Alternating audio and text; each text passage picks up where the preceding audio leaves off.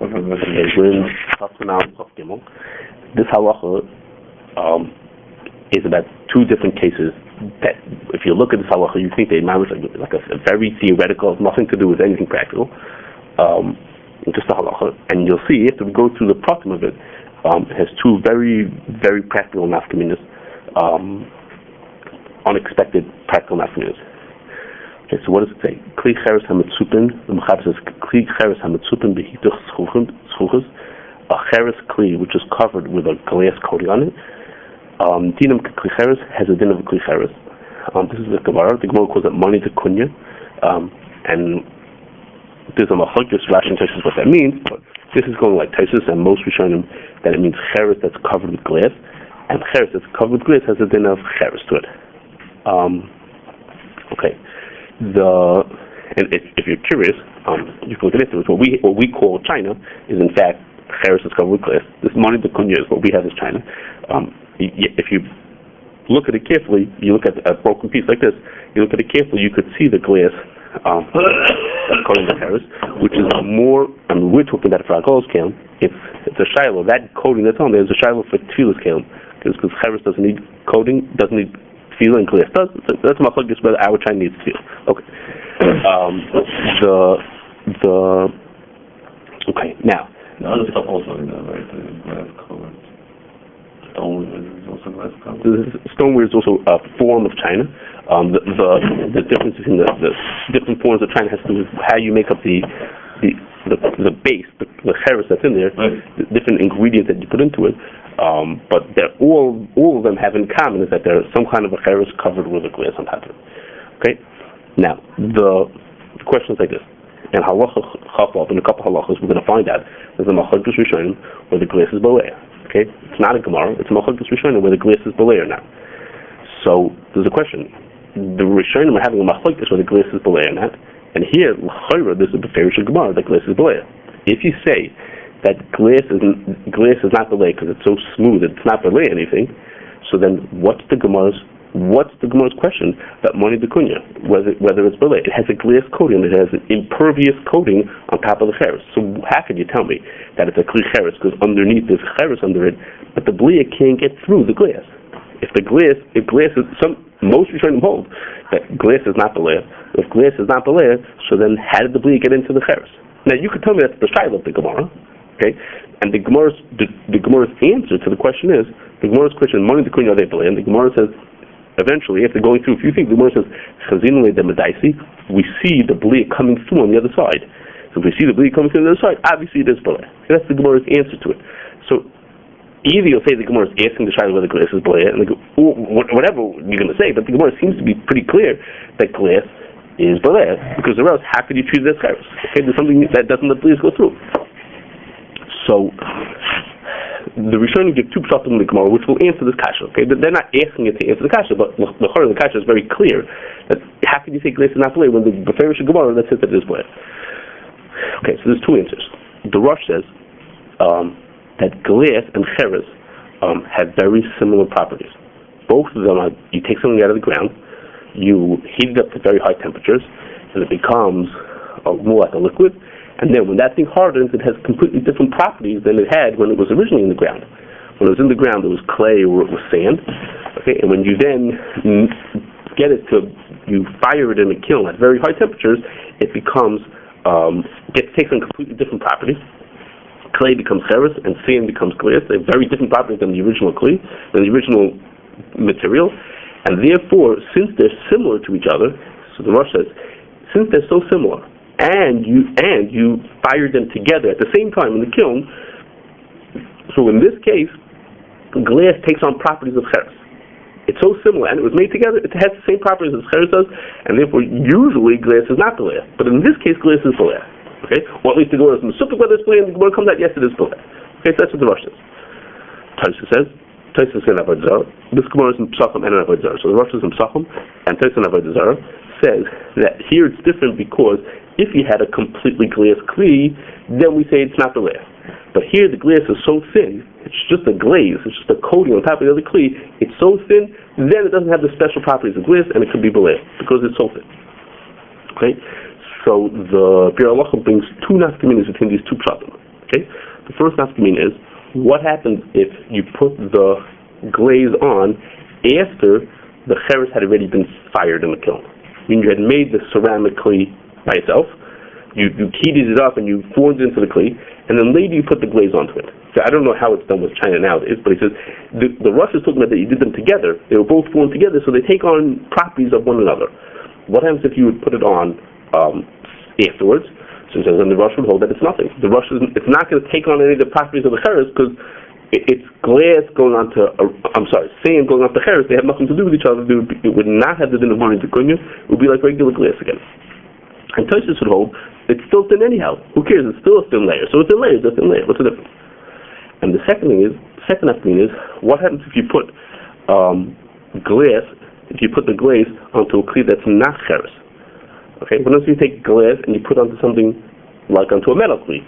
Okay. So then in that case, according to the Rosh, there's no connection between glass and metal. They have nothing to do with each other. So then, of course, that according to the Rosh, there would be the glass has just a plain old din of glass, doesn't have the special din of money, the kunya, that lets glaze go through it, and it has the regular din of glass, like we see, as opposed to, according to Tosfos, it's thin anyhow, and since it's thin, it has a din of, it has a special din of money, the kunya, that it glaze can go through. Okay, so now, within this second nafkamina, okay, what if you have glass not on cheres but glass on a different material? What does that mean? Now that the glass it doesn't have the end of glass, so it can be belay. Does that mean that blias pass through it? Blias pass through it, and the glass, it doesn't stop the blias. But what about the glass itself? Does the glass have the chumrah of cheres that it can't be kashered? It's belay so much that it can't be kashered? Or it's just now it's like a regular material that things pass back and forth through it, so it lets blias go through it, and it could theoretically be kashered, but in the case of the Gemara, it went through onto a piece of cheres. So because the base material is cheres, so you can't kasher it, you're stuck. But if it had gone through to a piece of metal, so then maybe you could kasher it, because metal could be kashered, and the glass also, it's thin, so blias go through it, but maybe who said it becomes like cheres? Okay, so would you say that it should be, I should say, I would have assumed that it just makes it, since it's so thin, it lets blias go through it, and even if it absorbs something itself, but only absorbs itself to the point that it becomes like metal, which is even like some certain hold that glass, real glass, a plain old glass has that thing. It's belay, but it could be kasher. Why would I think that it should have the din of cheres? The Gemara didn't say that this money the kunya that the glass has a din of cheres. The Gemara says that it has din of cheres because there's a base underneath it which is made of cheres. The core of the kli is cheres. So you can't kasher because it has a din of cheres. So I would have assumed that the glass doesn't have a din of cheres. So glass on a piece of metal would not have a din of cheres, and the glass would be considered would just let blias go through, and then you have to kasher like regular. Just it wouldn't have the coolness of glass. Okay. But I mean, that's maybe right to the klipa. Let's say it has a klipa that can only have the klipa. Yeah, well, which is exactly not klipa that's coming out. Yeah, very good. That's great. If you have a thing that can only go to the klipa, and the underneath thing would even if it would be cheres, I mean, or not to mean in this case. Do you want to treat this thing like cheres? Should you treat the glass itself like cheres and say now I can't kasher it? The glass is on metal. Right, so two nafkamina. It was on metal. So the Gemara says. In halacha chavav, there's a machlokes the mechaber and Ramah about glass. Okay, where the glass is belay, the mechaber says that it's not belay, and the Ramah says we're machmir that it is belay. Okay, then at the end of that halacha, the Ramah says, and if you have a silver kais which is coated with glass, so then you can't kasher it. Coated with glass on the inside, then you can't kasher it. So the Gemara on that din says. That's because this is like Tosfos. That Tosfos holds that glass, even a thin layer of glass, even on a different material, can be belay. And the Ramah means it not only with the his shita that glass can't be belay, that glass can be belay, that glass can be belay. Even according to the Mechaber, who holds that glass can't be belay. In this case, it's special because since it's such a thin layer, it has a din of cheres. Okay, which is something that Tosfos doesn't say lahedya that it has a din of cheres. Tosfos just says when it's very thin, then blias go through it.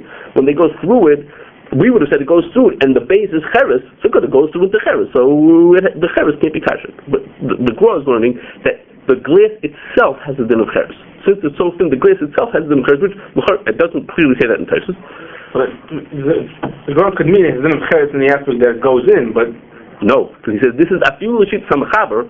That maybe he means that according to just like that it'll go in.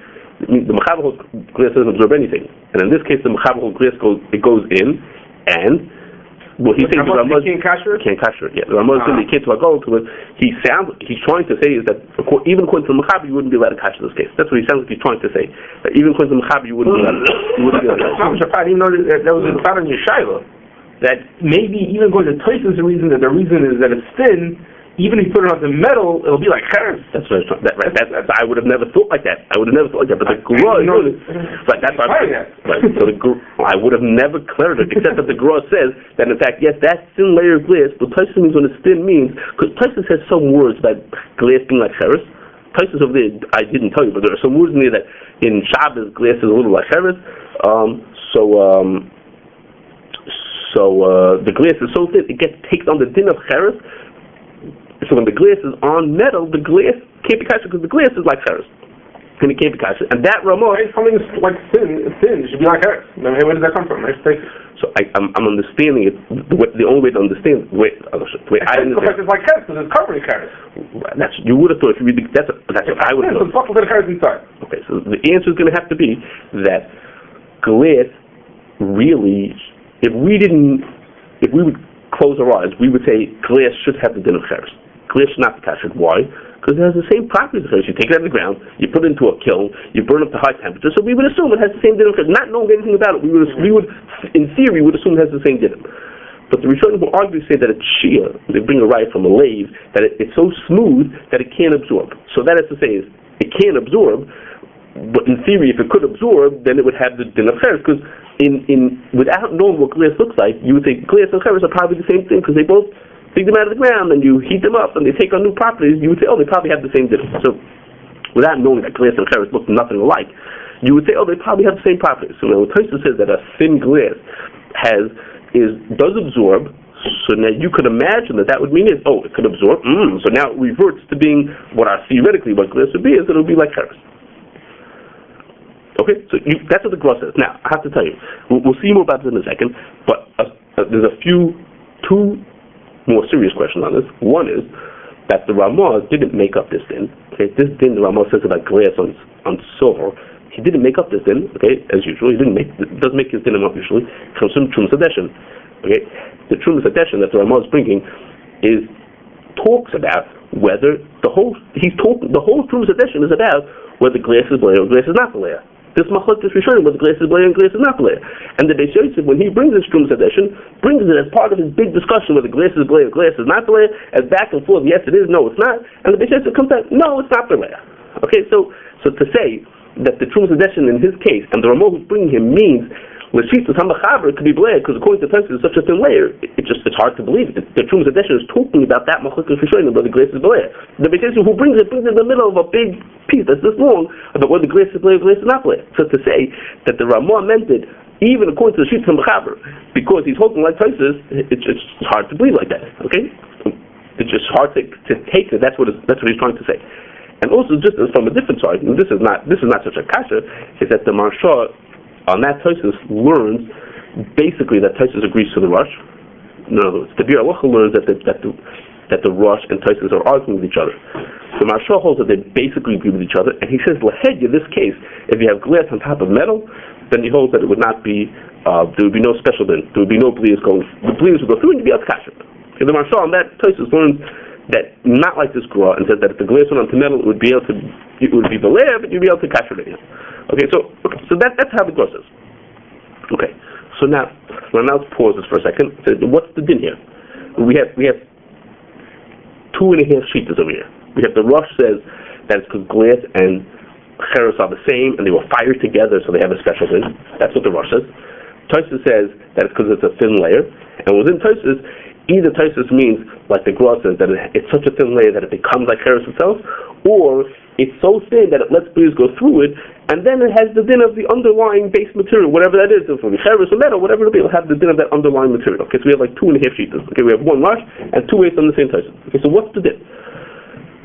Okay, there's a bunch of rayas that the din is like the Rosh. Okay? You don't have to like any of these rayas, but a bunch of rayas that the din is like the Rosh. First of all, the Beis Yosef doesn't even bring Tosfos. Okay? When the Beis Yosef brings this, it doesn't even bring the sheet of Tosfos. It just brings the sheet of the Rosh. The Mechaber, going along with this, the Mechaber says that the case is Klicheres Hamatzupim Behitach Schuchas. Now, if you hold like Tosfos, surely if you hold like Tosfos, according to the way the Gra learns it, why didn't he say Kalim Hamatzupim Behitach Schuchas? Why did he say Klicheres? Now, I know the Gemara's case is Klicheres. That's the Gemara's case. Money the Kunya means Klicheres that are covered with glass. Why didn't he say Kalim Hamatzupim Behitach Schuchas? Why did he say Klicheres? According to Tosfos, the Gemara will just give me an example, but Tosfos is making a point, according to the Gra, Tosfos is making a point that any kli, as long as it's a thin glass, the glass is what's important here, not the underlying material. So why didn't he say Kalim Hamatzupim Behitach Schuchas? Sounds like the Mechaber, who doesn't even bring Tosfos, holds, also like the Rosh, that it's special because it's cheres and glass together, and cheres and glass have similar properties, therefore they're able to, they take on each other's properties. But if it would be metal and schuchas, it wouldn't have that din. Okay, and the Mishnah Berurah on this din only brings the Rosh. In the Bir Halacha he brings that there's a sheet of Tosfos, but in the Mishnah Berurah he only brings the Rosh. And later on that din, when the Ramah says that you could, about the glass that's on the metal, on the silver, so when the Ramah brings that din, so the Mishnah Berurah over there says, well, this is going according to the Ramah who holds, well, he doesn't, I'm adding words here, but he basically says, this is going according to the Ramah who holds that glass can't be kasher. I mean, which is the way the Rosh would learn that, the Rosh kind of people would learn that Ramah. And not like the Gra says. He does not bring over there the Gra who says that's going even to sheet from Okay? So that all tells us, or indicates that the din is either completely like the Rosh or enough like the Rosh that, or it's like, even if it would be like Tosfos, but it's Tosfos, not the way they go out and learn it. That's not the halacha like that. And that all pushes us in that direction. Okay? So now, I told you, this all sounds very theoretical, but me and Yossi talked about this once before, but it has a huge practical nafkamina, which is every single person's home oven is made from a material called porcelain enamel. That's what the walls and the floor and the door of the inside of your oven is made of this, which is metal with glass fused onto it. Okay, that's what the stuff is made out of. So, if you decided that I'm going to kasher my oven, that porcelain is glass, is a layer of glass? No, porcelain. When you say plain porcelain, this could be porcelain. Porcelain is China. That's another way of saying China. But porcelain enamel, that word called porcelain enamel, means that's like a term that refers to steel with a glaze of glass on top of it. Porcelain can mean China? Yeah, the word porcelain by itself is used to describe China kind of dish, China thing, and so can enamel. But porcelain enamel, that combination together means glass fused onto metal. Okay, and as I told Jesse once before, I spent a long time on the phone with this guy it's called the Porcelain Enamel Institute. Okay, a guy, if I remember, they were something got in a week. In 100 years, it was the first one he got. The guy sounded like he was dying to talk to somebody. This guy, it was like in Tennessee or something like that. And I don't even know, I don't understand what an institute, what they do, but whatever it is, they advocate in the government for them. I don't know whatever that means.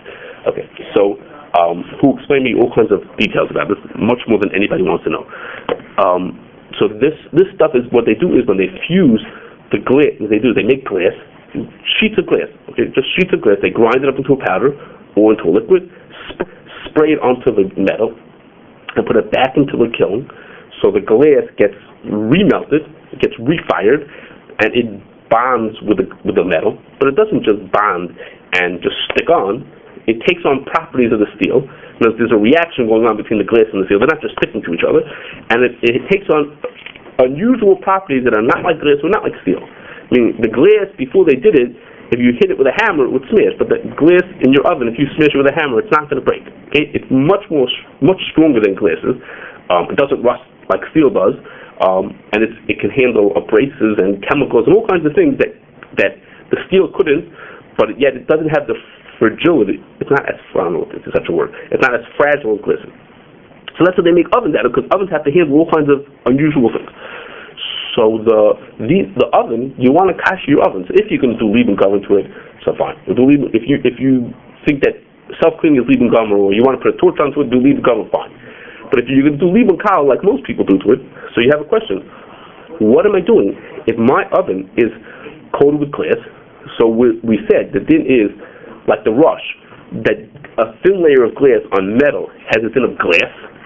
Okay? Not like Tosfos, the way the Gra would learn it, that the Tosfos, according to the Gra, would learn that a thin layer of glass on metal has a din of cheres. So according to him, it is in fact cheres. But according to the rush, or according to the other way around, the thin layer of metal on top of glass has a din of glass. So we're Ashkenazim. Ashkenazim don't kasher glass. So what are we doing? Kashing our ovens. The oven is basically a box of glass, okay, inside another box of metal. So what are we doing kashing with Liban Kal when it's glass? Okay, so the answer is like this. Really, you can kasher cheres. You can kasher glass also for that matter. You can't do hagala to it. You can kasher them with Liban. If you do Liban to a cheres, that's fine. Okay, now you have to be worried about breaking it, so you have to do your Liban in a way that shows you're not going to break it. But if let's say you put your oven on to 500 for an hour, or you turn it to self-clean, you're not afraid of breaking it. It's meant to take that. There's no chashas of breaking the oven at that point, so that's not a problem with breaking it. So you could do Liban government to it if it can handle it. But so you could do Liban to a cheres of glass. So here, what I'm about to say is from Chaim Chernow. He says like this: we had way back in Aruch the Ramah says, anytime a person is doing Liban just as a chumrah, then they could do Liban Kal instead of Liban, because since there are the Hagoyes Maimoni holds that Liban Kal is real Liban, so anytime you're doing Liban just as a chumrah, you could be silent on the Hagoyes Maimoni and say that Liban Kal, that's also Liban also. So he said, the Ramah really agrees Minhadin that glass does not absorb. Okay? As you see from the document, the Pasuk Mogen Avram say this, that the Yevid you don't have to kasher it, but the Yevid you can do a go to it. So Minhadin he agrees from the Chaber that glass is not the way. It's a chumrah that the Ashkenazim have that they don't kasher glass. So since treating this like cheres, since the need to do Liban on this kli is only a chumrah, so if it's only a chumrah, then you leave it on this kli, so therefore you could do Liban Kal instead of Liban. You don't have to Liban Gomer, because since it's only chumrah to need Liban, meaning to say you can't just do hagol that it doesn't absorb, so therefore you could do Liban Kal, and therefore the glass that's on your oven is able to be kasher, the porcelain enamel that's on your oven, or the glass in the door, okay, if that'll make you feel better. The glass on your door is able to be kasher with Liban Kal, because Liban here is only a chumrah. Since Liban is only a chumrah, the Rambam says when Liban is a chumrah, you could do Liban Kal instead. Now, so he's saying it's good even according to the Gra. Not according to the Gra. According to the Gra, according to Tosfos, a thin layer of glass on metal, the glass has a din of cheres. So if the glass has a din of cheres, but Liban Kal according to the Hagoyes Maimoni, it wouldn't work on cheres. It would work according to the Hagoyes Maimoni, but that's only so you can only be samach on that if you're doing Liban as a chumrah. But if you hold like the Gra, according to Tosfos, why this is not a chumrah to do Liban on this thing? It's cheres. So the fact that you have to do Liban to it is because it's cheres, it's not a chumrah. It's just plain old cheres. It's a chumrah because we all have Minhadin glass oven. No, Tosfos is saying that when it's a very thin layer, it doesn't have the din of glass anymore. Tosfos for sure says that when it's a very thin layer, it's not a din of glass. And the Gra thing, and it's not glass, and it becomes cheres. So since it's a thin layer, it's not glass, it is cheres. So it's not a chumrah to touch this thing anymore. Tosfos is saying even if you hold that glass usually is not glass, that's completely glass clay. But a glass clay that's just a thin layer, not a full clay, just a thin layer that doesn't have the cools of glass. Mm-hmm. And the Gra says what he means to say is it doesn't have the cools of glass, but rather has the din of cheres. So it has the din of cheres. So it's not a chumrah to do Liban to it. It's Minhadin you have to do Liban to it.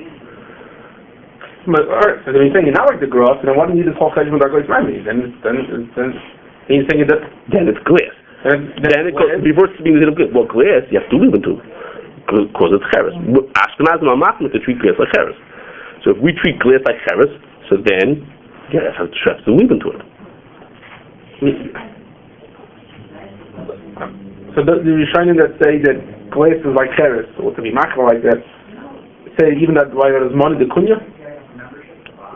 That they'll say money kunya can't be kasher because of the glass layer too? I don't know what they say about the glass layer. They say because maybe they would, because the Rosh says the glass takes on properties of the cheres because they're so similar to each other and they were fired together, so it takes on properties of the cheres. But in the money d'kunya, it's easier because the money d'kunya has an underlayer of cheres. So no one cares about what the glass is in it because the underlayer of cheres makes it need people. Okay. Well, anyhow, so it has this machlok, this Rosh and Tosfos has a nafkamina for ovens, and since I believe it didn't follow the Rosh, and even if you want to say Tosfos is pashtus and not like what the Gross says, that's why people catch the ovens the way they do. Okay. Now I'm going to add one other thing, and then I have to get to the Ramah. I know that it's been going on for a while, but I just want to get to the Ramah. The Mishabur sticks in a completely different case. It's the same style, but a different case, which is what ends if you have a metal coating on cheres. We keep the din here is about a glass coating on cheres. What ends if you have a metal coating on cheres? Which I guess I don't know what that is, but I guess that exists. A metal coating on cheres. So the Mishabur says there, the haskamas hafoiskim, it's a shal in the Mogen Abram and Chokyak, but there the haskamas hafoiskim is that the bleed goes through the metal. Because even a thin layer of metal doesn't stop bleeds from going through it, and then it gets into the cheres, and the cheres can't be kashrus. Okay, so then you're stuck. In that case, which is not the case of the Gemara, in that case you're stuck and you can't be kashrus. I don't know what's the same either. Yeah, it's kindak seed. Metal. I don't remember. Okay, there's a Mogen Avram talks about this. He says that it's a shayla about it, and the Chokyak says everyone agrees that it's us. I don't know what the shayla is. Okay. The Mishabur says that like the Chokyak that has come to that it's not. That's okay. Now, why do we clearly flip the so that the cheres to the metal? When you have a metal on top of the thing? So you're saying that's a raya. That's a raya that when you have things that are welded together into one kli, it shows that it becomes one kli. I'm not sure. Maybe that has to do with what the shayla is. Because here it's hard even to call them welded. It's that you put them into the fire and they become a sandwich like this. It's hard. Most people wouldn't say, this is cheres with glass on top like it's two different kalim. There comes a point that you treat like one kli. I'm not sure. Let's see what the Ramah says. There are places that have a minhag to not use glazed cheres.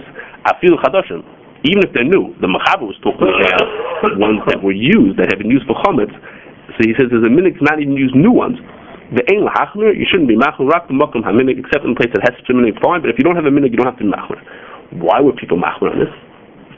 So the reason is because the Mishabur brings. The reason is because there was a chashash that the coating was made with bran, and the coating was made with bran would make the coating chametz stick.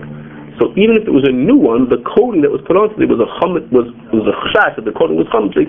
Therefore, people didn't want to use these kind of plates because of the chashash that there was chametz in the creation of the plate. There was chametz used into it. Okay, so I'm gonna just use this as a chance to tell you an interesting din. It has a practical nafkamina for Pesach, which is like this. The Mechaber says in Taf Samachay, the first two dinim talks about that bran. Okay, bran is the outer layer of the wheat kernel. That bran can become chametz. The simple reading is that not only can the inside, the kernel, the part that we eat, become chametz, but even the bran itself can become chametz. That's the simple way of reading. The Bach and the Pri Megadim are mesupik if that's really true. They say maybe the Mechaber didn't mean that bran can become chametz, but all he meant was that bran usually has little pieces of the kernel attached to it, and so therefore, if you have bran, you could treat it like chametz because it may have some of the kernel mixed in with it also. But the bran itself can't become chametz. Okay. And just as an aside, before we go on, when I once mentioned this Bach from Pri Megadim to Rabbi Shechler, so he said there's a person who wrote an article about whether you could use, what would be the din if you would take, with his shita, there's one part of the kernel, I believe it was the gluten, that he considered to be the davar hamachmitz within the chameshes minidagim. This scientist went around looking around to see what's unique about the chameshes minidagim that other grains don't have, and if I remember, he decided it was the gluten. So the shayla was, what would be if you would take the gluten out of the chameshes minidagim? What would be the din of that thing afterwards? Would it become chametz or would not? And then you let it sit for 18 minutes. Would it become chametz or would it not become chametz? Okay. And then should we like gluten-free matzah? Right. Should we treat it as kidneys? Maybe it should be kidneys. Because imagine, wheat is like so similar to wheat. Maybe it should be like kidneys. That was a child. And Rabbi Shechler thought there was a lot of merit to what this person said. So Rav Shesler said, so we have no problem. We can answer. We could be in Yasha, the back of people on the child. We'll check if there's. I think gluten is the thing that you're supposed to look for. Gluten is exclusive to these five. Right. That's a gluten-free things, right? Right. And I'm machmir, right? Rice is okay for gluten-free people. Right? Right? Why? That's it, because it's not machmir. Right. So, actually, what it is that, if I understand correctly, is gluten is what makes the things stretchable, so that when the same fermentation that causes bread to rise could happen to rice also. But in bread, when it rises, I think this is correct, the gluten helps it hold the gases inside of it, so that the bread rises and it becomes this big puffy thing, and then when you put it in the oven, it holds that shape. As opposed to the other ones don't have this thing to make it stretchable, so the gas escapes. So the gas is all getting out of there. It's not getting any bigger. It's not rising. Nothing's happening to it. It's just sitting there and fermenting, but it's not turning into a bowl of dough. It's just staying in just what it was originally. Something like that. Okay, anyhow, whatever. The double says right. Okay, what? You have gluten-free matzahs. It's a shiloh. The Rebbe spoke about it. In Dala Mas is similar to seed, but I was about to say that. He spoke about gluten-free matzahs. No, I was about to say oat matzah. It's telling the Rambam with the Barafashas Cham. Very good. Ramban and Rambam. I was about to say it. Say it. I'm about to, which is the Magen Avram. The Magen Avram says, the Shulchan Aruch says in a different place, in Hilchos Matzah, says that you can make matzah out of bran also. You can make matzahs out of what? You can make matzah out of bran also. You can be yoked to the mitzvah by eating matzah made out of bran. The chiddush theory is that even though it's not the finer bread, and you think you'd have to have a more kosher bread, you can be yoked anyhow. Okay, you can be yoked with it. It's not derech eretz, you can be yoked anyhow. So the Magen Avram says, you see from here that bran really is machmitz. Why? Because if bran wouldn't be machmitz, the only things that are kosher for matzah are things that can become chametz. Things that can't become chametz can't be machmitz. So you see that bran itself can become chametz. Meaning, I mean, he was before the Bach and the Pri Megadim, but before the Pri Megadim, he's saying not like them being mesupik that it really can't become chametz. So you can become chametz. So he said, no, maybe it's not a raya, because maybe you just have to have the minim that can become chametz. Those minim are kosher for matzah. But it doesn't have to be that this specific sample can become chametz. Just that this min can become chametz. So the min of wheat can become chametz. So wheat is kosher for matzah. Rice can become chametz. So rice is not kosher for matzah. But within the wheat itself, it doesn't have to be that every single sample that you have in front of you can become chametz. Okay, he's musafir. Okay, and in fact, like you said, it's very much nafkamina. The Nishmas Adam brings a machlokes Rambam and Ramban about exactly the shiloh, whether is it only the min, does it have to be the min that can come from it, or your sample, and it has a huge nafkamina for people who want to eat oat matzahs. Okay, because oats cannot become chametz. Because oats, I'll tell you. Wait, let me finish what I'm saying. Because oats, when you harvest oats is different than other grains. Other grains, when you harvest them, you let them dry out, and they'll last for 1,000 years afterwards. They don't spoil. But oats become rancid after a few weeks if you don't do something to it. And what you have to do is you have to treat it with heat, and the heat kills anything that's living inside of it, all the bacteria and the microorganisms that are living inside of it, so that it doesn't become rancid. There's nothing in there to make it rancid. Okay, but it also kills the ability for it to become chametz. It's killing everything, including the things that would make it chametz also. So if you harvested the oats and baked matzahs in the summer, or whenever the oats become matzahs, fine, then it can become chametz. But usually when you get oats that are for making for oat matzahs, you harvest the oats, you heat treat them with dry heat instead of with wet steam like you usually do, so they don't become chametz. You treat them with dry heat, and then 8 months later you make matzah out of the things. At the point that you're making matzah, different treatment for matzahs. Yes, when they want to use it for matzah, they do it with a dry treatment, but when you're making matzah, it can't become chametz at that point. If you soak it in water, it will not become chametz. So at that point, it's something that's not right to become chametz. At this point, it could become chametz when you started it. When you harvest it, it could become chametz. It's a min that could become chametz. But when you're standing there ready to make matzahs, you've already treated it that it can't become chametz. So that it might even be the shiloh. It might even be the Nishmas Adam, his own nafkamina. He says oat matzahs, but I'm not sure about that. So it's a nafkamina, a person who can't eat wheat matzahs, and he has a choice that he eats spelt or oat matzahs, so he's really better off eating spelt matzahs. Okay, because spelt matzahs is like any other grain, and it can become chametz. But the oat matzahs, I'm not saying if a person's sick, they eat what they can. And the Mishnah doesn't talk about whether is it the min has to be royal lahachmitz or the sample has to be royal lahachmitz. Okay, that's a side point to our side point over here. Okay, now the Mishnah Berurah assumes the Mishnah Berurah in Taf Samachay, where the Mechaber says that bran can become chametz, the Mishnah Berurah assumes this, like the simple reading that yes, bran itself can become chametz. Okay, that's the simple reading that the bran can become chametz. Okay, so all this, like the Mechaber sounds very theoretical. Who cares whether bran can become chametz? And it has a very real nafkamina, which is most of the world, does fermentations the way we're used to. They put a big vat of glucose, of sugar, and they put the bacteria into it. The bacteria eats the sugar, and it makes more of itself, and more of byproducts and all kinds of things, and everyone's happy. The Japanese have a different way of fermentation. It's called Koji Fermentation, K-O-J-I, Koji Fermentation. And that fermentation, instead of growing on glucose, grows on wheat bran. Okay, that's what they grow it on. They lay out beds of wheat bran. They sprinkle the microorganism, a liquid version of it. They sprinkle them over the wheat bran. They grow on the wheat bran. And then after however long it takes them to grow, they dunk it into water, and then they separate out the microorganisms from everything else, or what they want, and then they start again. Okay? So, if you hold that wheat bran can become chametz, then things made by Koji fermentation are chametz. And if you hold that wheat bran cannot become chametz, or you hold that it's only a sup of chametz, then that has a very different din to it. Okay? And, just with this I'm going to finish, that there's something very real that we all know is made from Koji fermentation, which is the enzyme used in lactate. Okay, that which is an enzyme that everyone says is a chametz enzyme. That's why the chewable lactates are not kosher Pesach, because they're made almost all in one place in Japan, and that place uses Koji fermentation. That's their style of fermentation. It's made on wheat bran, so it's just worth knowing that there is a shaila as to whether that method of fermentation makes chametz. Even though it's made on wheat bran, but wheat bran itself, it's a shaila whether wheat bran is considered to make something chametz. But as I said to you, the Mishnah Berurah there, and the Mishnah Berurah over here is assuming, like the Ramah says, is a minhag to not use glazed kalim because they might use bran in the process.